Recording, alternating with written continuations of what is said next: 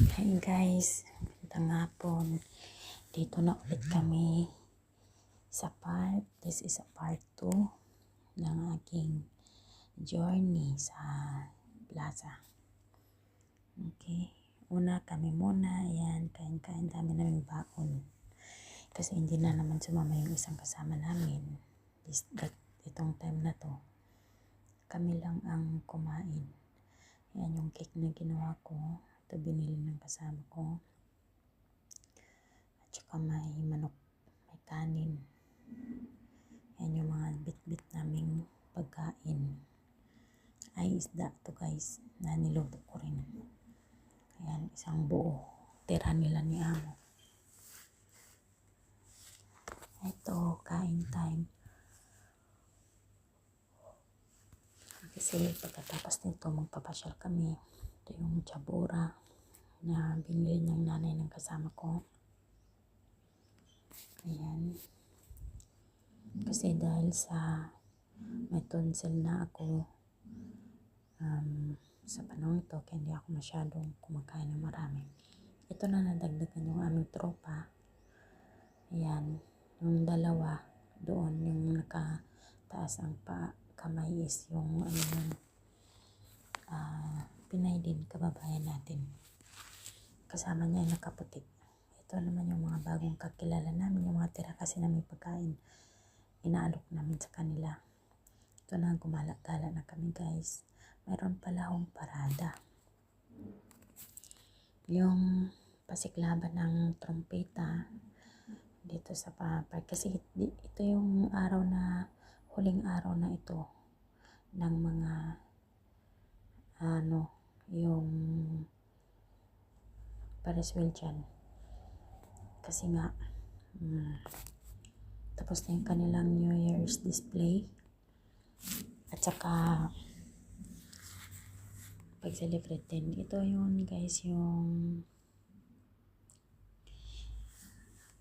umakyat kami at nag-ride kami ng kasama ko.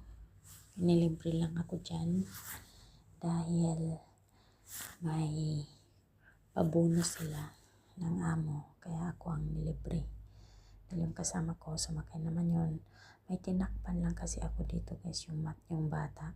Kasi baka hindi pwede at makita siya. Mabuti na yung hindi masyadong klaro. At least, diba? Kinausap nga pala kami dito ng operator dahil sa pag-umpisa daw baka daw kami ay may sakit or whatsoever. Mapapaya, matatakot to kami. Sobrang taas yung lipad yung sinakyan namin. Kaya, ayan, pinabisuhan kami. So, ay naku, okay lang yung batang lalaki ang makita yung mukha. Wag lang yung mga babae. Pero dyan, sa next naming, may babae kasi yung nakaupo sa tapat namin. Ito na guys, aray. Sobrang nahilo at nahi ako dito. Kasi ang taas pala. Umaangat, tumakit sa taas. Kung hindi kasi sigaw, hindi mawala yung nervyos mo at mabigat sa puso. Kaya kailangan namin sumigaw dyan. Ang saya-sayang sumakay pero nakakalula. Dahil doon kami sa buntot. Pag tumataas siya, yung kasama ko yung puwet niya, umaangat din para na siyang tatalon sa harapan niya. Ang delikado kasi guys, walang lock. Kaya hawak na hawak kami dyan sa bakal na nakaharang lang. Pero pwede kang madulas dyan. Ayan guys, sobrang taas na yan. Yung pababa siya, yun yung mahirap kasi sobrang pag tumataas yan siya, sobra talaga yung niya guys, yung lipad, kaya nakakalula talaga. Kaya ang hirap pagka matakutin ka, may matay ka talaga. So, ito, the best experience kong sumakay na libre. Nilibre ako ng kasama ko. At saka, the same times, na-enjoy ako. Na-enjoy kami pareho. Kahit naihi kami sa sa ano namin. Kasi grabe talaga guys yan.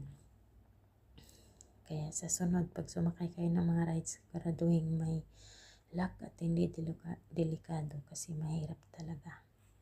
Mahirap talaga yan na i-assist. So, ito yung mga nasa harapan namin. Ito na yung pababa na.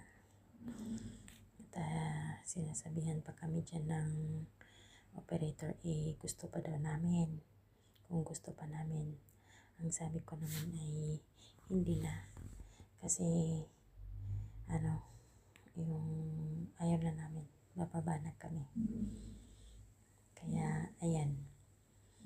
Dinandahan na lang ng operator ng maganda pa yung mood. Maganda lang yung mood ko. Nakikita niyo pa, babay-babay pa ako dyan. Dahil nga, parang parelax na. Pero, ayun, sinabihan na namin na wag na at i-stop na. I-stop naman niya. So, subukan nyo guys mag-experience ng mga ganitong rides. Super amazing. Ayan na, bumalik na kami sa aming place ng kainan at may mga kababayan kaming na-meet up dito at yan ang dami namin, kahit konti na lang yung pagkain namin natira.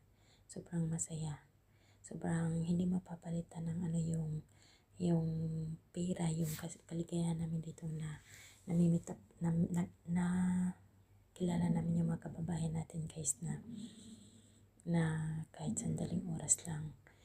Ayan. Pati yung mga Indonesia nakikihalo-bilo din. Ito yung sarap namin is yan siya, African. Thank you for watching.